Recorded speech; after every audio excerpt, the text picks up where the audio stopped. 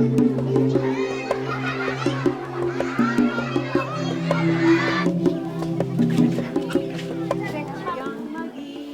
araw ng pasukan sa Ginaang Elementary School sa Bontoc Mountain Province.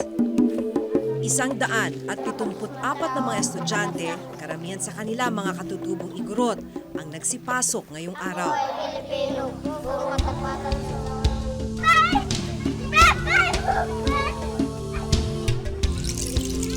Ang tanong, may gagamitin naman kaya silang sapat na aklat?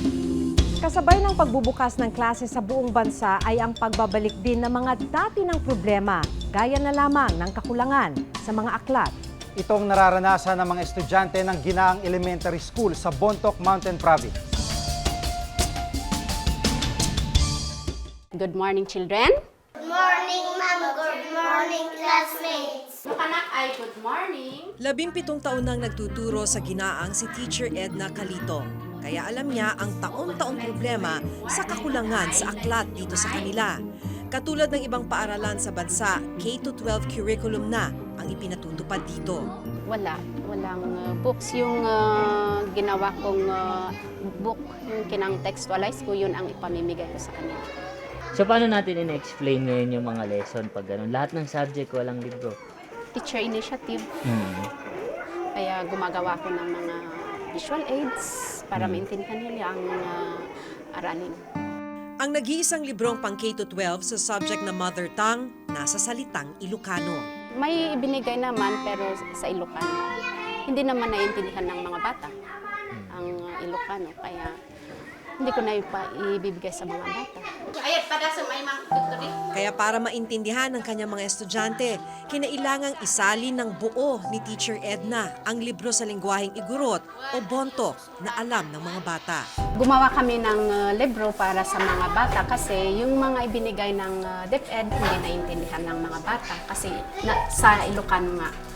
Kami nga mga guro, hindi namin naiintindihan ang lahat ng Ilocano sa mga bata pa kaya kailangan naming mag-contextualize ng libro para maintindihan ng mga bata.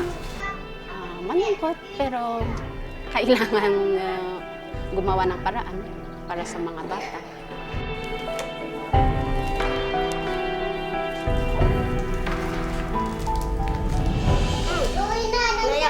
Sit properly.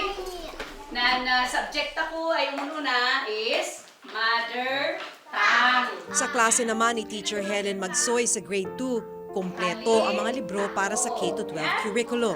Pero problema din niya ang hindi pagkakasali ng mga ito sa lengguwaheng Igorot. Ang libro sa grade 2, kompleto. Tig-iisa sila. Kaya lang, yung nakasulat sa libro, ito'y nakasulat sa Ilocano. Kaya ako, ang ginagawa ko bilang teacher, ay nag-contextualize ako. Pero may mga malalalim na Ilocano na hindi ko rin naiintindihan, kaya nagtatanong ako sa iba. Kakulangan din sa libro ang idinadaing ni Teacher Joy Chakas, guro sa grade 3 dito sa Ginaang. Meron po ba tayong libro? Wala po, sir. Incomplete po. Pag sinabi incomplete, ano lang po yung meron tayo? Mati lang po, sir. Tapos wala na po. At para sa mga subject kung saan wala pa silang mga aklat na pang K-12, lumang aklat na hindi na akma sa bagong curriculum ang ginagamit. Mga ito po, sir, yung old books namin. Yung mga English, yung mga ito. Ito po, sir, 1997 pa ito yung copyright eh. 1997 pa, sir. kailan pa yung nakuha ng eskwelahan? Hindi ko natiyak, sir. 3 years pa lang ako dito, sir. Ito yung mga libro namin, sir, na ginagamit namin. Alternative namin na ginagamit habang hindi pa nila binibigay yung K-12 na aklat namin. Sabi ni Teacher Joy, may mga leksyon sa K-12 curriculum na wala sa mga lumang libro. Ito yung halimbawa, sir, ng curriculum guide ng grade 3 na pinagkukunan namin ng mga objectives namin everyday. Gaya nitong science, describe sources of light and sound, heat and electricity, and enumerate uses of light, sound, heat, and electricity. Wala yan dun sa mga Wala libro. rin po, sir. Ako na ang nag-a-adjust para sa kanila. Kumukuha ako, nagpo-print ako, may printed ako, may activity cards ako. may activity sheets para sa kanila. Para hindi ka may mag-depend ng gusto sa aklat, sir. Hiling ni na Teacher Joy, Helen at Edna, mabigyan sila sa lalong madaling panahon ng mga librong kailangan nila. Mas maganda sana, sir, kung talagang meron na kaming aklat na gagamitin. Para naman makatulong sa amin, hindi masyadong mahihirapan na maghagilap pa ng mga materialis. Tinungo namin ang regional office ng Department of Education dito sa Cordillera Administrative Region o CAR na sumasakop sa Ginaang Elementary School. Nais naming malaman kung bakit may kakulangan pa rin sila sa mga libro. Siguro totoo nga meron. So, ang ine-expect lang kasi namin and from the level of the regional office, the division offices should have reported that and probably ask how the regional office can help them come up with these LMs if ever they do not have. But as for now, there are no reports that they do not have these LMs. Pero ang sabi nga ninyo, meron yung hindi nabigyan na parang kung kami rin, no? Bakit kaya at bakit hindi na-report? So, salamat naman at sinabi nyo sa amin so we can follow it up sa division office. Tungkol naman sa mga librong hindi nakasalin sa lengguaheng Igorot na naiintindihan ng mga estudyante sa Ginaang Elementary School, matagal na raw nilang hinihiling na magkaroon ng ganitong bersyon ng mga libro. We were also quite dismayed nung lumabas yung mga ka-approve na mother tongue. Wala na naman yung kangkanai na parang karamihan sa CAR, kankanay, ibaloy, at saka yung ibang sinubmit na for approval sana na ma-accept na maging mother tongue ng CAR. Because totoo, Ilocano is not the common language in CAR. Hindi talaga magagamit yan. Ang nakapanghihinayang sa kabila ng kasalatan sa aklat ng maraming estudyante sa mga pampublikong paaralan sa bansa, may natuklasan ng Commission on Audit ng mga aklat na tila nasayang at hindi na mapakikinabangan. Dito sa sulok na to, kung papansinin mo, mga bago pa yung libro.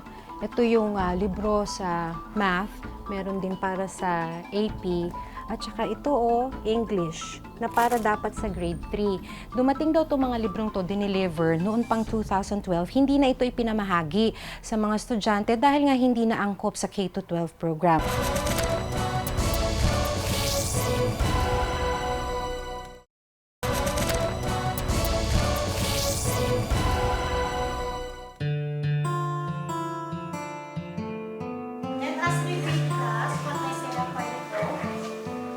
Kung ang mga estudyante ng Ginaang Elementary School nagtitiis sa kakulangan ng mga aklat, may mga libro para sa mga pampublikong paaralan ang hindi napakikinabangan. Ayon sa report ng Commission on Audit para sa school year 2012 hanggang 2013, mahigit 600 million pesos na mga libro ang hindi akma sa K-12 program at posibleng hindi mapakinabangan. Great, dapat one children. Kung pagbabasihan ang COA report, nag-procure o nag-imprenta ang Department of Education o DepEd ng mahigit 16 na milyong textbooks para sa basic education curriculum noong school year 2011-2012. Pero ang problema, sa sumunod na school year na 2012-2013 ay nagdesisyon ng DepEd na ipatupad ang K+12 curriculum. Isang marikina sa sinasabi ng COA na nakatanggap ng pinakamaraming libro na hindi akma sa K-12 program.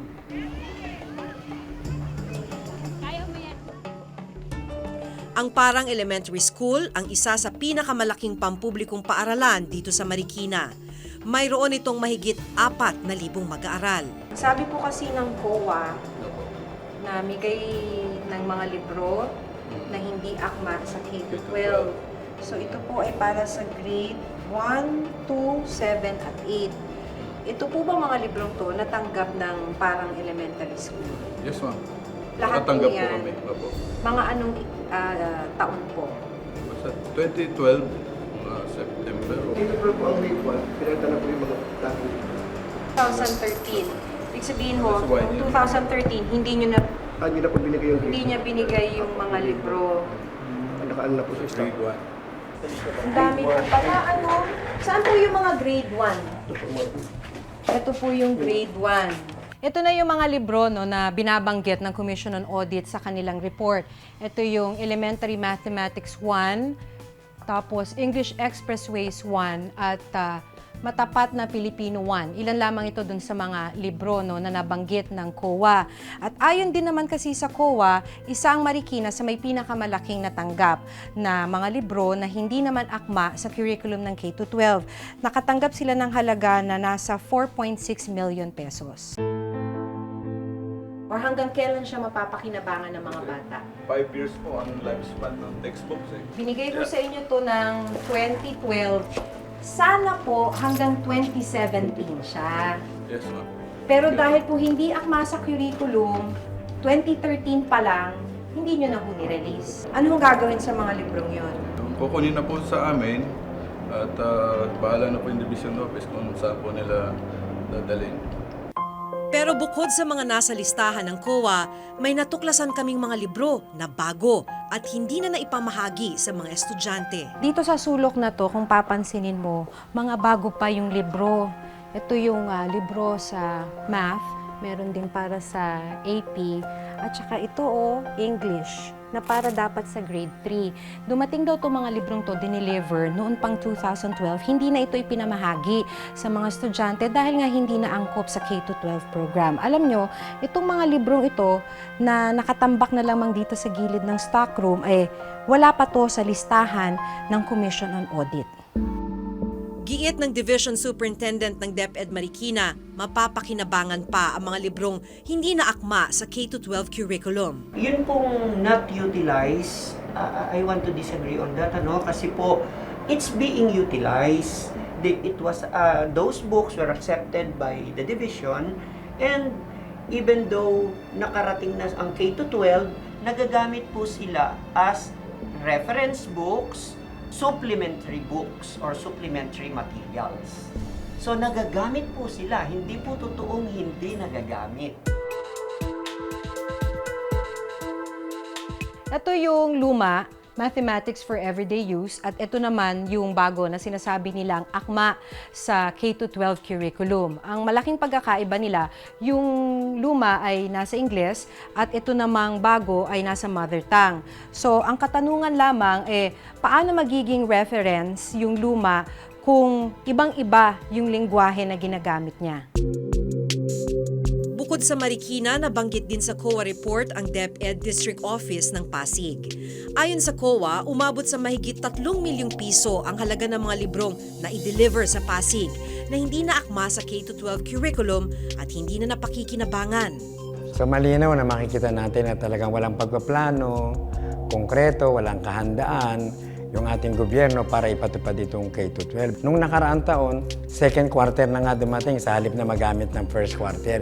Kaya hindi na pakinabangan. Tama yung sabi nyo, nando lang sa nasa storage room lang yung mga libro at hindi nagamit.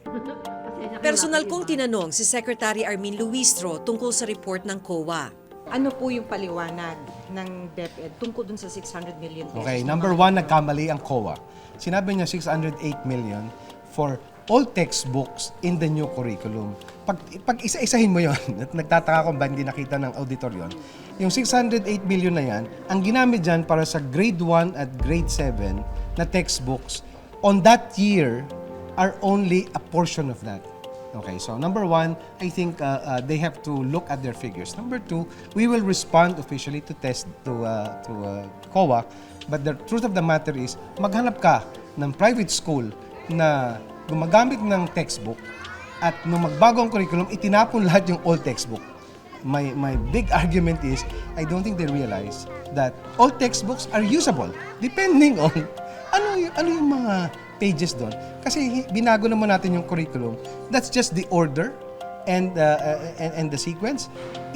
There are a lot of very good things in an old textbook and I can show that to you per textbook. Itinanong ko na rin kung ano ang pwedeng gawin ng DepEd sa mga paaralang gaya ng Ginaang Elementary School na may kakulangan pa rin sa aklat. Ito yung assurance ko sa'yo. Bigay mo sa akin kasi kung may estudyante may kailangan yan. Kung walang possibility and DepEd na tulungan sila, marami kaming partners. So yun lang, the area and what are the needs.